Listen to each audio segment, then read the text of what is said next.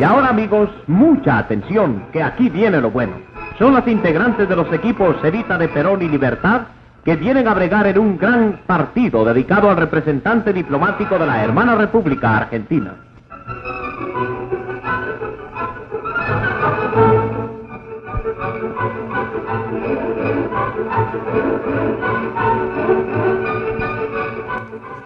Y se ha iniciado el partido. Emocionantes jugadas que levanta al público de las graderías. ¿Qué tal? ¿Cómo están? Nosotros muy contentos de conversar con ustedes de nuevo en Páginas Vivas, conversaciones de ayer, hoy y siempre. Este libro con un lindo título, La fuerza de un sentimiento, recoge la historia en contenido, en alma, en recuento, en datos, en fechas, en fin, la impronta del fútbol femenino en Costa Rica. Este libro que sale actualmente, en este momento, a estrenarse en el marco del Campeonato Mundial de Fútbol Femenino Sub-20, que se realiza en Costa Rica, es obra del espíritu investigador, del rigor, del trabajo tesonero a través de muchísimo tiempo de un historiador, periodista y amigo. Nos honra con su afecto José Antonio Pastor Pacheco, quien además es copresentador en Páginas Vivas, pero no lo presentamos como copresentador, sino como autor de este libro, La fuerza de un sentimiento. José Antonio, ¿cómo estás? Muchas gracias, Roberto. Nada, muy impresionado, sinceramente impresionado por esta obra que será a partir del momento en que se ofrezca en las librerías y en las bibliotecas, documento de consulta de toda una historia que inicia en los años, al final de los años 50, 49, 50, y que documenta toda esta época de la evolución del fútbol femenino que afortunadamente ya pues, se ha desarrollado en el país. Falta mucho por recorrer, pero que ya podemos decir que tenemos fútbol femenino organizado en Costa Rica. Pero vamos, ¿cómo nació este esfuerzo, José Antonio? Bueno, muchas gracias por la invitación y bueno, como estoy en mi casa, Estamos en casa. la paso muy bien, la verdad. Este libro surge a raíz de un pedido de don Víctor Alfaro, presidente de la UNIFUT, que deseaba una publicación con motivo del Campeonato Mundial que reflejara el esfuerzo, evolución y desarrollo del fútbol femenino a través de los años. Es importante porque en el año 2022 están saliendo a la venta 2 libros sobre el fútbol femenino. Uno de Xiomara Cubero, que es importante conseguir porque es una gran publicación sobre el Deportivo Costa Rica, y ahora este, que trata sobre básicamente la evolución de los campeonatos que tienen que ver con el fútbol femenino.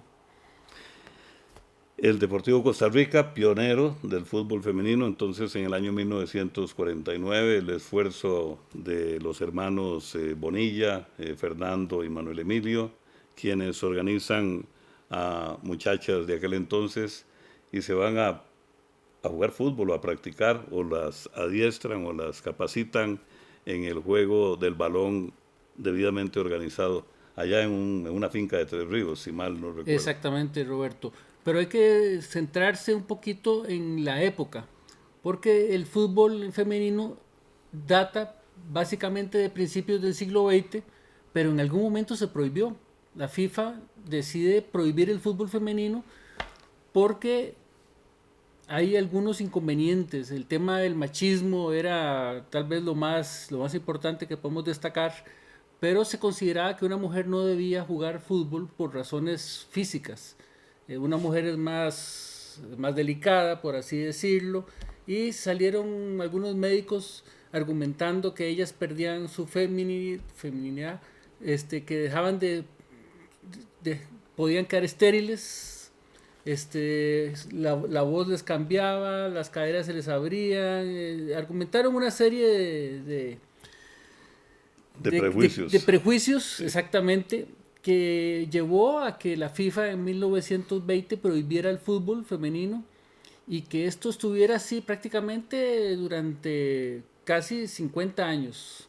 En algunos países, en muy pocos, se jugaba de manera casi como exhibición, y en Costa Rica en 1949-50 se empieza a surgir el fútbol femenino gracias a los hermanos Bonilla, como bien dijiste, y en 1950 realizan un partido en el Estadio Nacional que genera tanta expectación que el estadio está a reventar. Claro, que posiblemente iban a gozar un poco, digamos, viendo a mujeres Claro. jugando fútbol, no tanto como a descubrir una nueva faceta deportiva. No, las mujeres no iban a poder aguantar el balón, iban a chocar entre ellas, y el público se llevó una grata sorpresa al ver que técnicamente eran muy buenas jugadoras y que además tenían algunas características que no se encontraban en los hombres. Una mujer cuando cae y no se levanta es porque realmente está golpeada. Por lo general, la mujer cae y se levanta de inmediato, no se queda haciendo un espectáculo ni actuando, no le gusta perder el tiempo. Luego la mujer es solidaria, no como el hombre, que a veces somos muy egoístas a la hora de jugar.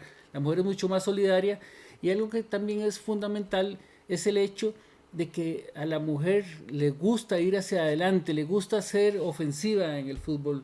Eso del fútbol para atrás, que a veces practicamos los hombres, no era cosa para ellas. Para ellas el deporte es ir a ganar y hay que ir hacia adelante. Y empezaron a romper esquemas o estereotipos desde esos años, pero se mantuvo por mucho tiempo ese prejuicio, tanto que leo aquí en la introducción, me voy a permitir leer el inicio de la introducción del libro La fuerza de un sentimiento, historia oficial de la Liga Femenina de Costa Rica, de José Antonio Pastor Pacheco. Dice así: después del partido, el fotógrafo llamó a las jugadoras para que posaran para Diario Extra. Las muchachas se agruparon y el hombre apuntó su cámara. La alegría que mostraba la mayoría contrastaba con la actitud de 3 de ellas que miraban fijamente el césped que pisaban. Levanten la carita para que las vean en casa, dijo el comunicador. Pero ellas estaban muy incómodas con la situación.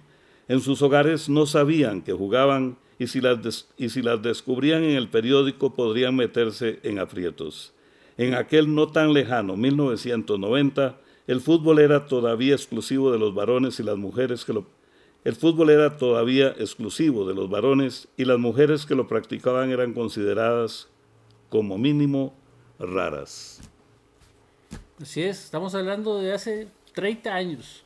Así es. No nos estamos yendo a la historia a finales del siglo XIX o XVII, no, estamos hablando de que muchos de nosotros vivimos esa época, y da vergüenza que la sociedad costarricense, para no citar al mundo entero, haya tenido que pasar por ese trance en el que de manera estúpida, no tiene otro calificativo, se consideraba que la mujer no podía hacer lo mismo que el hombre.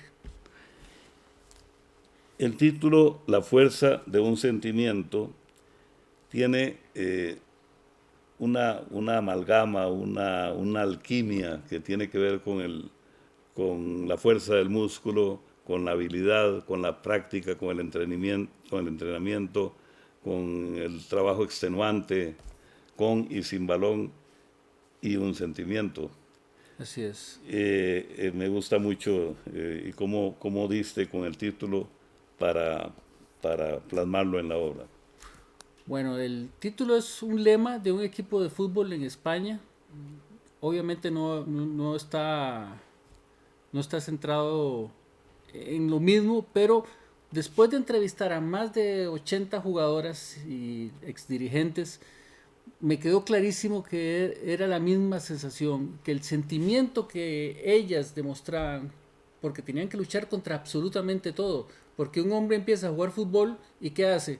Nada, se dedica a jugar fútbol. La mujer no puede hacer eso. La mujer sigue estudiando, tiene que cuidar a los hermanitos, tiene que cuidar a los papás, tiene que trabajar, tiene que hacer de todo. Yo sé que las mujeres pueden hacer 20 cosas a la vez y lo veo todos los días, pero me parece que es realmente una lucha sin fin lo que han realizado las mujeres para llegar a que se les vea como tiene que ser, como profesionales de un deporte. Porque así como hubo una lucha en su momento para que las mujeres pudieran jugar béisbol y algunos otros deportes, no sé si recordás cuando empezaron a salir las primeras mujeres boxeadoras, existía una serie de estigmas sobre ellas, impresionante. Las mujeres lo han vivido durante más de 50 años, Sí. al punto de que quienes lograron tener las agallas para seguir adelante llegaron a triunfar, y ver a Costa Rica jugando en campeonatos mundiales de diferentes categorías, incluso en mayor, logrando resultados importantes para ellas, es un premio tanto para las que están jugando como para ellas que empezaron este largo camino. Por supuesto.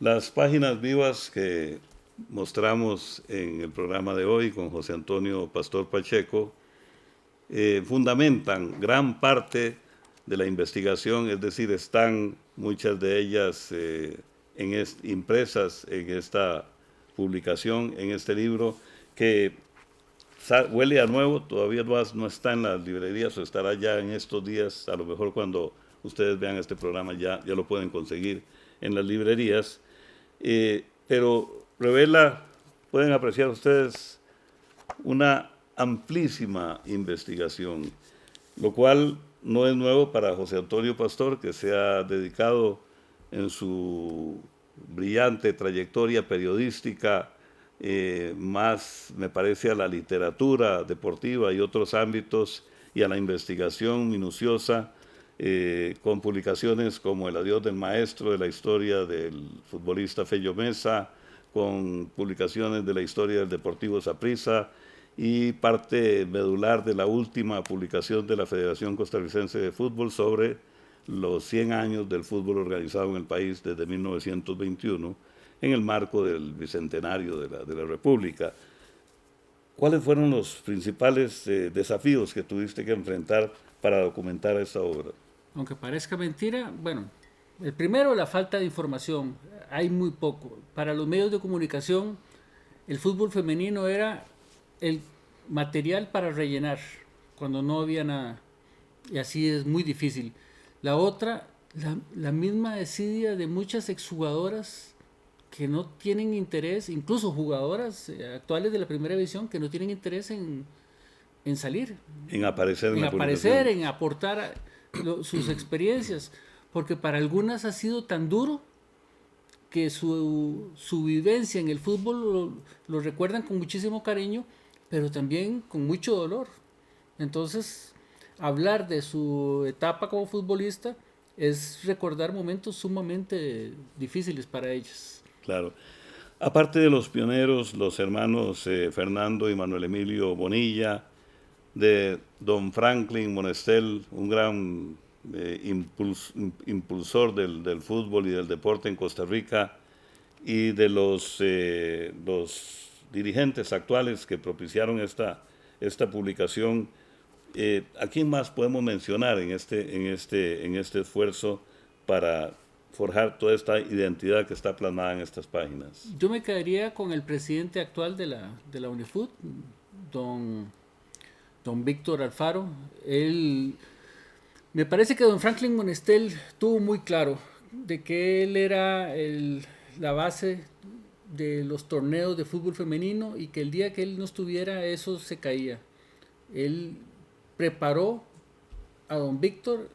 Don Víctor tenía el interés, digamos que la vocación por esto de la organización, y lo encauzó perfectamente, y cuando se dio el cambio, don Víctor siguió, pero con muchísimo más ambición, siguió el proyecto de don Franklin, llevando al fútbol femenino a lo que es ahora, que para mí es el segundo deporte más importante de este país, después del fútbol masculino. Esa es tu opinión. Totalmente, lo veo por la asistencia a los estadios, lo que significa ahora en los medios de comunicación. Hace 10 años, Roberto, y amigos veíamos una nota de prensa sobre fútbol femenino y era una pequeña columnita. A vos te tocó escribir mucho sobre fútbol femenino, ahí me topé con muchas de tus crónicas y tendrás clarísimo que así como antes eran una columna, ahora Sí. vemos partidos cubiertos en una y hasta 2 páginas de un periódico. Sí, y que reconociendo el mérito de la sección de deportes de la Nación en aquel tiempo, en realidad íbamos a cubrir el fútbol femenino cuando no había fútbol masculino, por lo menos en la programación oficial de los partidos de primera y segunda división, lo cual pues refuerza eso que decís. ¿Qué te deja en el sentimiento, la fuerza del sentimiento, ya ver la obra plasmada y saber que queda y que se documenta y que servirá siempre de documento de consulta de toda esta etapa hasta hoy del fútbol costarricense femenino? ¿Cómo te sentís después de que pusiste el punto final? Un poco avergonzado. Parece mentira, pero como hombre, ver el esfuerzo, el sacrificio de tantas mujeres y que no se les haya reconocido en su momento, me parece que es un lunar en el, en el deporte masculino de este país. Los diferentes gobiernos, las diferentes administraciones en el ámbito federativo debieron haber tomado cartas en el asunto. Es inconcebible que tantas mujeres que entregaron absolutamente todo por el fútbol hoy estén completamente olvidadas. Tenemos algunos personajes extraordinarios que el país todavía reconoce porque fueron muy recientes, pero hay tantas, pero tantas jugadoras de la década del 70, de la década del 80, incluso del 90, que han quedado totalmente en el olvido y eso me parece una verdadera injusticia. Aquí trato de recuperar muchos nombres, pero con los que recupero le hago un homenaje a todas. La fuerza de un sentimiento, historia oficial de la Liga Femenina de Fútbol en Costa Rica de José Antonio Pastor Pacheco. Vamos a una pausa y continuamos conversando más sobre esta obra y sobre estas páginas vivas en los diarios y ahora en el libro.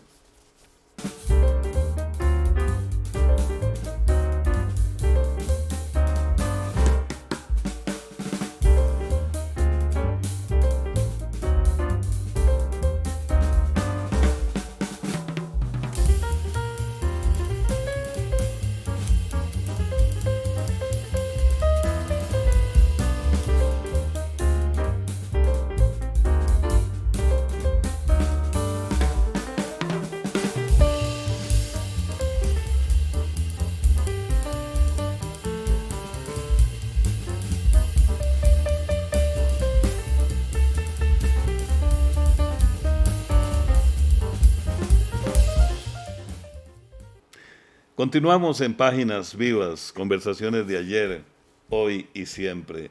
Aquí estamos en la hemeroteca de la Biblioteca Nacional de Costa Rica, recordando, recreando y viviendo también el presente. La fuerza del sentimiento, el libro de José Antonio Pastor Pacheco, está dedicado a Esteban Pastor Cruz. Nos gustaría, José Antonio, pues, que nos hablaras de Esteban, porque los lectores y las lectoras van a ver justamente la dedicatoria. Bueno, Esteban es un sobrino, hijo de mi hermano mayor. Él murió hace aproximadamente un año. Chico excepcional que se dedicó siempre a ayudar al prójimo y es lo mínimo que podía hacer por un ser humano extraordinario que además tenía pasión por el fútbol, quien quiera que lo practicara, ¿verdad? Entonces, dedicarle el libro para mí era un compromiso con un ser humano increíble, así como increíbles son las mujeres que han hecho del fútbol femenino una disciplina realmente muy competitiva y todo un espectáculo. Claro, formar parte de esta memoria es la idea y es preservar para las próximas generaciones el nombre de Esteban y el nombre de las personas, de todas las personas, hombres y mujeres, que aparecen en la publicación. Hablábamos en la pausa fuera de cámara sobre lo que es escribir en Costa Rica. Y sería muy interesante, José Antonio, vos que has dedicado, siendo tan joven todavía, porque yo te llevo algunos años, un poquito más de 10, que nos comentaras cómo ha sido esa lucha tuya y de otros colegas, pero básicamente tuya en el registro, en la impronta del deporte, del fútbol, de los clubes y ahora del fútbol femenino, cómo has seguido a pesar de tantos obstáculos y de tantas dificultades. Bueno, el gran problema que existe y que hemos encontrado todos los fanáticos o ratas de biblioteca ha sido la falta de información. Gracias a Dios existe la hemeroteca de la Biblioteca Nacional, donde podemos encontrar por lo menos una guía, donde los medios de comunicación en algún momento publicaban con regularidad, luego dejaban de publicar, pero que nos daban una pauta para seguir. Los investigadores generalmente terminamos en este campo deportivo, de lo que estamos hablando, terminamos jugándonos mucho con las entrevistas. Luego hay que ir a cotejar, hay que contrastar esas entrevistas con la información que conseguimos en los medios, porque básicamente es lo que hay. En los clubes son muy pocos los equipos de primera división que mantienen su colección de libros de actas. Lo tiene, entiendo, el Club Sport Herediano, alguno que otro, pero por ejemplo el Deportivo Saprissa no tiene absolutamente nada. La Liga Deportiva Alajuelense ha perdido muchísimos de sus libros de actas. La Federación no tiene nada. Es decir, hay que lidiar contra una serie de obstáculos que parecería hacen insalvable sacar adelante una publicación, pero hay que empezar a encontrarle el medio al asunto y las entrevistas, contactar a hijos o descendientes, qué sé yo, un nieto de dirigentes o de jugadores, a veces tienen algún documento, revistas, un diario. Me pasó con la sobrina de Mario Murillo, conseguir un diario de la gira alrededor del mundo de Saprissa. Él es el único que hizo eso. En Liga Deportiva Alajuelense, Walter Pearson. Es decir, las fuentes de información son muchas, pero las fuentes oficiales o las fuentes regulares que deberían de existir no existen por la desidia. Los clubes o el deporte en general ha perdido mucho el interés en mantener la historia protegida. La historia prácticamente queda ahí a la libre, y esto hace que cada vez sea más complicado. Y te lo resumo así: en la actualidad los medios de comunicación han dejado de darle énfasis a la síntesis de los partidos, y dentro de unos años quienes vengan a meterse en este campo, porque ya no estaremos, la actual generación ya no estará funcionando, se va a topar con baches grandísimos, y eso sí que van a ser insalvables. Sí, en nuestra época de cronistas deportivos José Antonio se refiere a que venía el relato del partido con las fotografías en blanco y negro, color, con el título, con la diagramación, y una cajita que tenía toda la información de alineaciones de los equipos, del arbitraje, de incidencias, lo que permitía a los historiadores llevar el registro de cada futbolista, hombre o mujer, cuántos minutos jugaba en su trayectoria, cuántos partidos completos, cuántos de relevo, cuántas expulsiones, en fin, todos esos detalles, y que se pierden. A mí a veces la tecnología digital pues me asusta un poco, porque incluso se dice que los datos van a la nube, pero a mí me parece que a veces se nos pasan un poco y ni siquiera en las nubes se quedan, porque tenemos poco aprecio a veces por nuestra historia. Además de ese detalle tan puntual y tan claro y tan evidente, ¿qué otros obstáculos has encontrado para escribir? Por ejemplo, en este caso del fútbol femenino. Bueno, el fútbol femenino, como te dije al inicio, es el temor de algunas jugadoras y exjugadoras de hablar de sus vivencias, porque existen muchos estigmas además y se presentan muchas situaciones dentro del fútbol femenino, igual el masculino, que prefieren ser echados a un lado. A mí me pasó de que una persona cuestionó el hecho de que un hombre esté escribiendo sobre fútbol femenino, te lo decía antes de la entrevista, y me parece absurdo. Totalmente. Porque si no, va a llegar el día en que una persona no puede escribir de fútbol masculino si no jugó fútbol, o un historiador no puede escribir sobre el antiguo Egipto porque no lo vivió. Sí, sí. Me ha tocado lidiar con todo tipo de cuestionamientos. Sí, es impresionante. Cuando yo empecé a escribir tenía 17 años, Roberto. Me acerqué donde un periodista de los viejos, de la vieja guardia, y se burló de mí. Dijo, ¿usted cómo va a escribir sobre fútbol si usted no ha visto nada? Y le dije, bueno, pero yo voy a empezar a leer periódicos. Es más, ya estoy leyendo periódicos. Claro, eras un carajillo de 17 años y ese periodista veterano. Un periodista veterano muy reconocido. No es Javier Rojas González ni el Rápido Ortiz, es un periodista un poco mayor que ellos. Él ya murió y me invitó a su programa de radio y durante una hora se burló de mí. Yo en la actualidad tengo 14 libros publicados, 12 sobre deporte. Cuando terminó la entrevista o la burla, yo me le acerqué y le dije, vea, el primer libro que voy a tener en mis manos está dedicado y ya está para don Ricardo Saprissa. El segundo va a ser para usted. Y en efecto, el segundo libro de la historia del Deportivo Saprissa, que ahora es un libro que mucha gente anda buscando, fue para este señor. Yo se lo llevé al programa y me dijo, hablemos. Dije, no, aquí está, lo único que tengo que hablar es esto. Desde entonces, luego publiqué la historia de Fello Mesa, el adiós del maestro, y entré en un bache, pero luego hice una serie de publicaciones, bastantes publicaciones creo yo, incluso 2 libros publicados en España, y es un tema que me apasiona, pero que a veces presenta tantos problemas que le bajan a uno los ánimos. Te dejo en plena libertad de decirnos quién fue el periodista o no, porque en todo caso pues se busca en el segundo libro y lo sabremos, pero es muy interesante. No, el periodista fue Jorge Pastor Durán. Don Jorge Pastor Durán, un gran periodista. Sí, incluso llevamos el mismo apellido, no éramos familia. Sí. Pensé que eso me podría abrir un poco las puertas para que me recibiera y fue un mal rato. Fue el primer,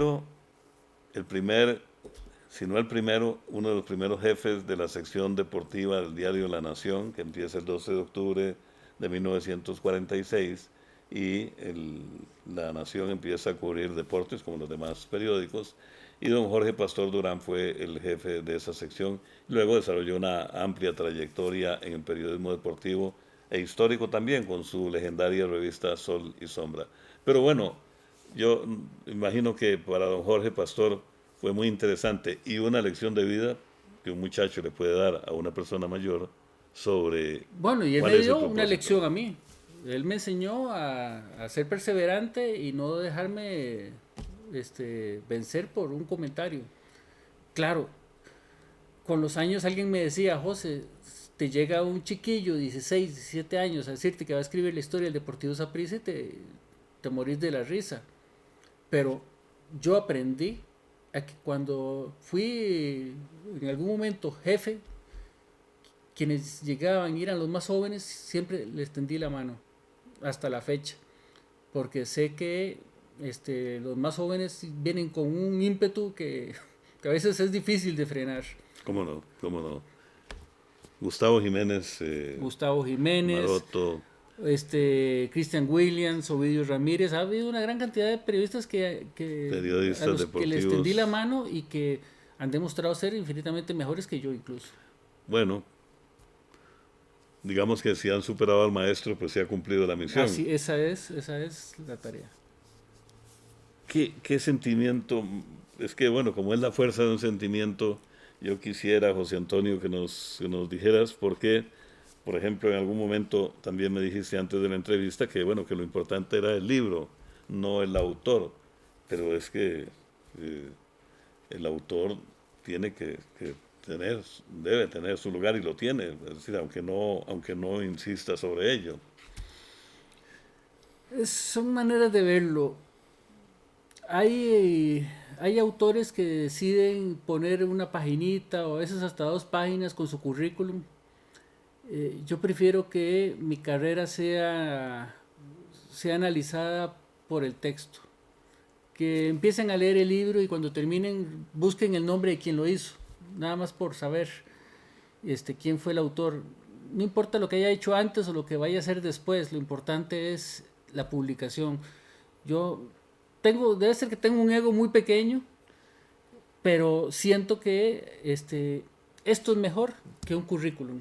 Esto es mejor que cualquier cosa que se pueda decir sobre el autor. Me parece que el esfuerzo del equipo de trabajo es el premio que tiene el autor y el premio que tiene cada una de las personas que de alguna u otra manera intervinieron.